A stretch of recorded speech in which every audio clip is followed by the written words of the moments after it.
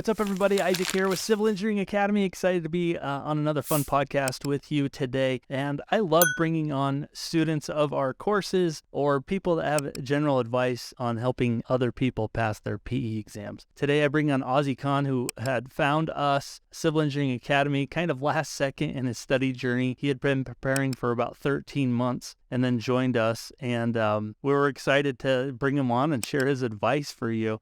He took transportation as his depth exam, but he has a lot of tips and tools and resources and just general advice for anybody that's trying to prepare for their PE exam. And even if you're in the field and you find you have limited time to study, he's a practicing civil engineer over on the East Coast and is enjoying what he does. He also played soccer, D1 soccer. So he's kind of an all-around guy. I thought this interview was really enjoyable. I think you're really going to enjoy it as well as he shares his tips with you. Anyway, it's all going to be coming up right after this. See you in a minute.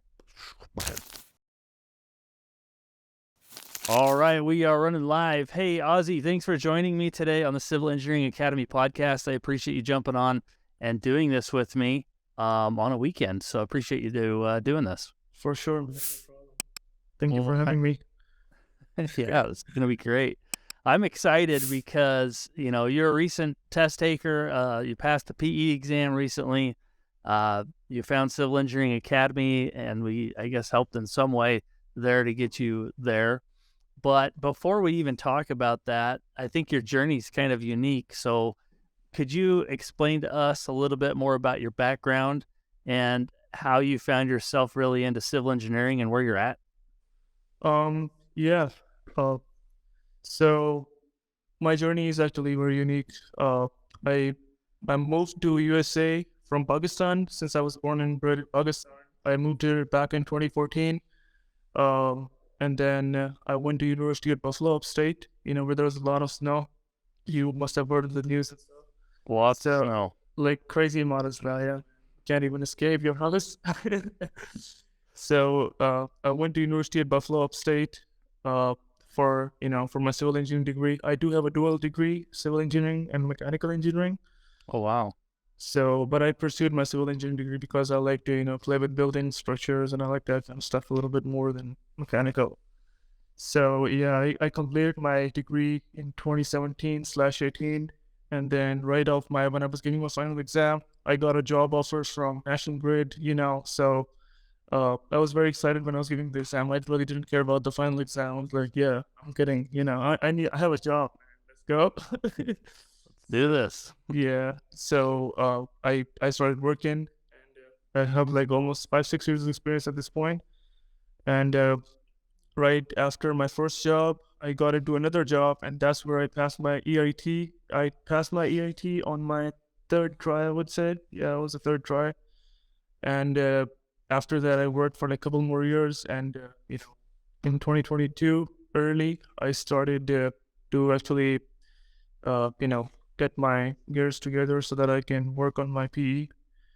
And, from there, I went on. So also, early 2022 and January 1st, 2022, I got married as well. I'm 28 years old as of now. So I got married, and it was my first year of, marriage. And then I also got a new job down in Jersey. And it's just too much to handle at the same time because, I had to prepare for my PE. I had to take care of a new wife, just a lot of, responsibilities all of a sudden. And then, How did you manage all that? I mean, there are other people out there that are taking this exam that have, 4 kids, they're working full time, or they're just, everyone's kind of stressed about where they're at in their life with all these things happening. How did you prioritize that? How did you figure that out? That's a very tricky question because, I was, when I got my wife across the border from Pakistan, legally, don't get me wrong, legally. Got it. Yeah, so I got her across the border on a fiancé visa, and then, it's actually the first month of my marriage, and I lost my job, and then I got onto a different job in New Jersey, So I had to settle into a newer job, and my newer boss would, he would just like bang the table like every time I go in the office, like, yo, you gotta do a PE, PE. So, it was because obviously Pressure. yeah, I was hitting the mark too, and I feel like you need that kind of pressure. If you don't have that pressure, you're like, this is something that you can just give it whenever. Since now it's CBT, you can literally just, reschedule, and like even like 2 days before the exam, you're like, nah, man, you know what? I don't know how to find the right density. So let me just push it back like a couple months or something. You know what I mean? So yeah.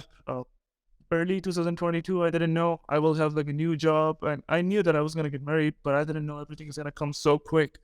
Everything happened like Wow. very quick. I moved from upstate Buffalo, where I was, doing my undergrad, and I was working for almost 5 years.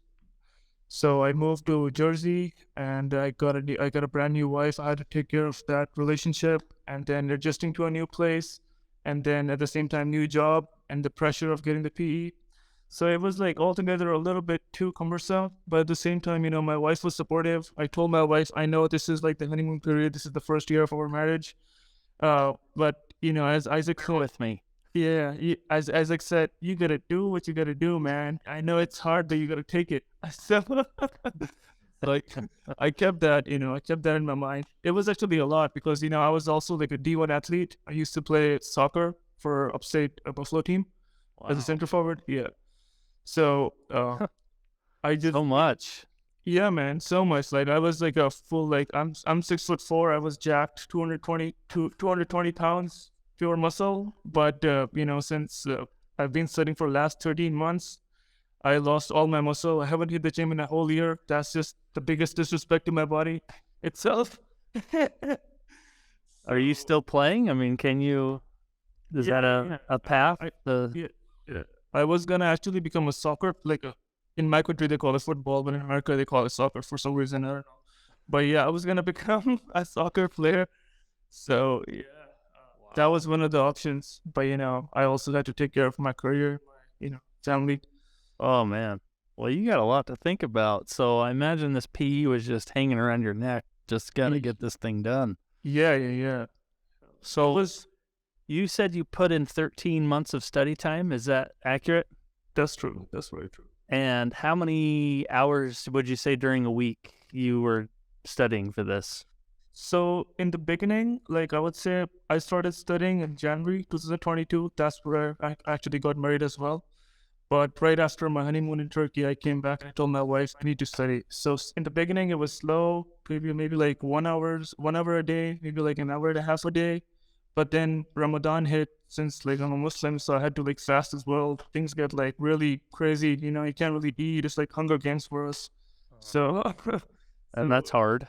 it's really hard, yeah. Because also one of the other things that I want to add on is this on this show is that I know that this is gonna sound a little bit, a little bit to most of the people, but I'm gonna just say it like how normal civil engineers, they take their route, they become like a design engineer. Most of them, like 60 to like 90% people, they sit in their offices, and when you're sitting in the office, you're not moving physically, you're not actually like on the move going up and down the bridge. So mostly the people who want to have a PE are like the design people because of their stamp and all those things, so that they can have more respect and get those like 2 letter words after the name.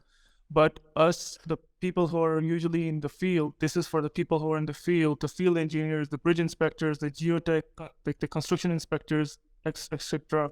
People who work out in the field, they have to physically be present on the field construction site. Looking at the union guy, looking at those like workers, like the flagman, talking to everybody, be making sure everybody's on top of their game. So I myself, I have almost 5 years of assistant team leader as a bridge inspector experience. So most of the time I was on bridges. I used to go from different bridge to bridge. Uh, so for us, it's not the same as people who are inside the office. When you're inside the office, you have like a little downtime. You can be like, oh, let me open the reference manual real quick. Oh yeah, yeah, yeah. Let me do this question. Oh yeah, I remember the density of the sand, 110 pounds per cubic foot or whatever. Mm-hmm. You can just plug and check the formulas. But in the field, you gotta be fully present. You gotta have, it's like basically you are literally, first of all, it's so cold outside back in Buffalo, you know what I'm talking Yeah. about. So, there was no way you can study out in the field. The situation, the scenario is very, very, very, very, Jeez. dicey. So, from all this, what I'm gathering is, you've built a very long runway for your study plan. I mean, 13 months is quite a long ways, but you had a busy life. You were a bridge inspector, so you weren't really in an office that you could open up a book and study stuff Not at when you all. were out in the field. So I think, when did you find time to do that then? Was it when you got home? So again, it wasn't easy. It was probably like the most I've exams as a Man. yeah, man. I mean, it was something. It was something. I had to twist my all sorts of screws and nuts just to be on that point.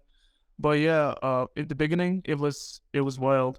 Since I was adjusting to a new job, adjusting to a new place, adjusting to a new marriage, losing my physique every day, looking at myself in the mirror in the morning, like, yo, this is the same guy who used to bench like 300 pounds or 245 pounds. And, now he can't even freaking lift anything.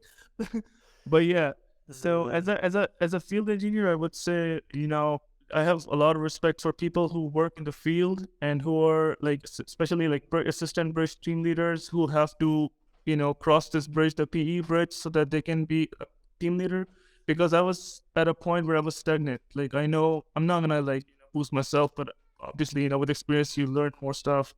So I knew like most of the stuff as an ATL, even the team leader stuff as well. I was actually doing my team leader's job as well, like scheduling his, bridge inspection schedule, taking readings for him. When he's lazy, I can just go and do his work because I was at that level. The only thing that was stopping me from becoming a team leader was this PE. So, I feel like it was a very big thing. And after 13 months of, I feel like the longer you grind, basically that like grind period is longer, the more you feel like it's worth it, basically. So Well, that's awesome, man. I'm so happy that you were able to get this thing done with all that's going on in your life. I'm curious, I think you found Civil Engineering Academy more towards the end, maybe. I don't know. When did you find out about Civil Engineering Academy on this journey?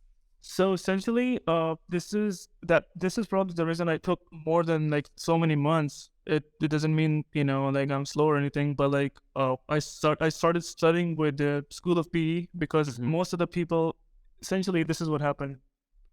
Early 2022, everything was becoming CBT, and no, like most of the people know about it, but these CE prep courses, they weren't like on top of their game, so they were actually teaching you the same stuff that's in paper and pencil, and that's not going to help you because in paper and pencil, it's a whole different game plan. You have everything in front of you. You can like literally open anything. Uh, but with CBT, only thing you have is a computer and mouse in your hand and a calculator. That's about it. And then you just gotta You keep using that temporary marker on that sheet. But no, I first initially got into School of PE and I paid out of my pocket because I was working for a small consulting firm and they wouldn't you know Hmm. they wouldn't take care of it. So I had to, out of my pocket, I paid around $1,500 and I took that course. I looked at every video twice actually, and I solved most of their questions. But then again, I failed for the first time. I went in for my exam. I was giving my exam, and that was the first time ever. There happened to be like a desk guy right next to me, and he had a translator all this time when he was giving the exam. So they were just like constantly, making up what I'm saying, like as a deaf guy, if you want to like Right. say something, that you would use your sign language or something. So they were constantly talking. So I made a complaint after the exam because I knew the exam was very shitty by my standards. I knew that I was gonna fail. So before even I got the result, I emailed. I was like, can you let me redo the exam because there was construction going on outside. There was a deaf guy.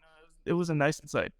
So the guy thought about it for a second, and then after like 2 weeks after the result, I was like, "Oh," he's like, "Okay, yeah, you can take the first attempt." Oh. So yeah, they did let me take the first attempt. He was nice, and So that's interesting. So you took it the first time and they really re-let you take that again. mhm, So basically on your status, it looks like you just took it once. Is that correct? basically, Wow, that's awesome. Yeah. Good job. I can say that I'm a first time passer, but I don't want to lie. Yeah. But you know it, all of it now. No, I totally get it. So, well, man. And then remind us what depth section that you took on this exam. So the depth I took on this exam was transportation. Okay. And would you share any tips for anybody studying for that particular depth section that maybe Yeah. you were like, man, I wish I would have known that when I came in here? Yeah, so I feel like most of the people take transportation, as you can see by the numbers and the volume from Nice's website. So I reckon, for the depth section, honestly, I would say instead of going for like the courses, like you could go for courses too. Like I would say Civil Engineering Academy is good. But for the depth, especially, I would say go for those books on Amazon. Like just type on Amazon CBT transportation. You would just get like a couple of books over there, buy like 5 6 books, and just keep solving them. Okay. And then towards the end, I would say, like, if you are probably like a week or two off your exam, try to like go really hard, like not the last week, the week before the last week. Try to go like really hard. Take 2 weeks. This is my biggest advice to all people who are watching me right now, that if you're about to give the exam, take 2 weeks off. That's just my personal biggest advice to people. Maybe they work differently. Just for me as a field guy, I would say take 2 weeks completely off. Don't talk to anybody. You can talk to your wife if you have one, but don't talk to anybody. Just focus on your studies. Yeah. Well, I think that's good advice, wise advice. Yeah. A lot of people always are curious about the exams, they're preparing for it. And this isn't really divulging much of anything, but did you feel like there was a lot of alternative item type questions that were thrown at you at all Yeah. instead of just multiple choice? Yeah. So there was a question where you have to mix and match. You have to like draw the lines in the exam. There were 2 questions in the depth, 1 question in the breadth. I'm not supposed to like tell you the question, but like I'm just No, telling you yeah. the type of question. So there were 2 questions in the depth, 1 question in the breadth. That was like fill in the blank straight up. Like you for the depth section, you gotta go to MUTCD, find the 2 exact values, plug in chug. Basically, it was easy, but only if you know where the things are. It was very hard if you didn't know what's going on. If you would just go blindfolded like that. Makes sense. Well, and just a follow-up question, a lot of people are always concerned about the volume of theory questions that are thrown out on the exam too. Was it your experience that you had quite a few in the morning and the afternoon type questions thrown at you? And what would you do to prepare for those? So I remember like before going to my exam last time you were doing like a live podcast and I was throwing like random crazy questions at you. Yeah, that was like a day before my exam. Yes, I remember that. And, and I feel like at this time I'm pretty like convinced that for like conceptual questions, honestly, conceptual questions is just like you know it or you don't know it. There's no like you can learn, but it's very rare that you can learn the conceptual questions. But conceptual questions is basically you just gotta use your mind. Like they're gonna tell you stuff. Uh, just read the question twice, be present in the moment, and they're solvable. But most of the conceptual questions are like I would not say like you are gonna be able to learn the conceptual questions. Conceptual questions are just like if you know it or you don't know it straight up. There's no learning. As they can be answered fairly quickly, or you just have to reason them out using your best engineering judgment. Yep. And hopefully through your studies, you've come across stuff that, will lighten your mind a little bit on the thinking part on how to solve this stuff. But yeah, it is a challenge because you can't really put a bunch of theory questions in exams and stuff because they're going to be very different on the exam itself. But hopefully, giving people a chance to think about the theory, at least, gets them motivated or thinking about how they may ask questions on the exam, because there is a lot of theory that comes up. For sure. Yeah, no, theory wise, I think there's not much you can do. Theory wise, you can pray. But yeah, theory wise, you can just, either you, as I said, either you know it or you don't know it. again, for the depth section, either you know where to go right away, or you can just like keep searching Control F from start to the bottom all the way. That's gonna waste your time. That's gonna Sounds waste. good. Yeah. Well, what is something that you really enjoyed about the Civil Engineering Academy course? What's something that helped you the most there? So I got onto Civil Engineering Academy towards the end, like towards like the last month and a half, I would say. Because I found this guy on Reddit, and then we just formed a group, and then we added like a couple more people, and then we formed a bigger group, and we used to wake up every day early morning. He was in Texas with his boys. I was here in Jersey Eastern time, so they had like an hour ahead of us. So we used to just wake up early, and we used to just knock out all the questions from one of the past Civil Engineering Academy papers, and we used to just discuss it and get like because I'm pretty sure you made those questions, and I'm sure you know what's going on. You're a smart guy yourself. You wouldn't get a P just like that. I'm a repeater as well, so after my own journey, I wanted to help others, and that's kind of how I started this whole thing in the first place. So I definitely understand when people fail, the heartbreak of that, but also when they succeed, what that can do for their career. So yeah, but just try to pass it on. So, and you were very active in one of our live workshops. I do remember that, which are part of the courses too. And so I know you were kind of jumping in last second, but hopefully there was some good stuff in there to help you get over the hump of passing, and it sounds like you did. So Yeah, no, as I said, like we even now, like we're on the verge of moving. So I told my wife, man, if I don't make it this time, you're gonna have to like shift all of this stuff, all of these like past 16 papers and like big chunk of books from School of PE and like PPI and all that, and from Amazon and etc. You have to like transfer all this to the new place, and we gotta take this table, and everything is gonna be the same. I'm just gonna be studying with the same routine. But then once we found out, my wife and I just came back home, and I just like started like I was, first of all, I couldn't believe it. Uh, I looked at my dad's cell phone. I looked at my brother's cell phone. I looked at my wife's cell phone, my wife's cell phone. I just kept on checking different browsers. Like, is it gonna stay the same? Because it took a lot.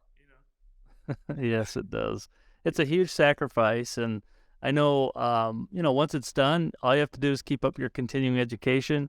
But it's nice to have it over with, for sure. And For sure.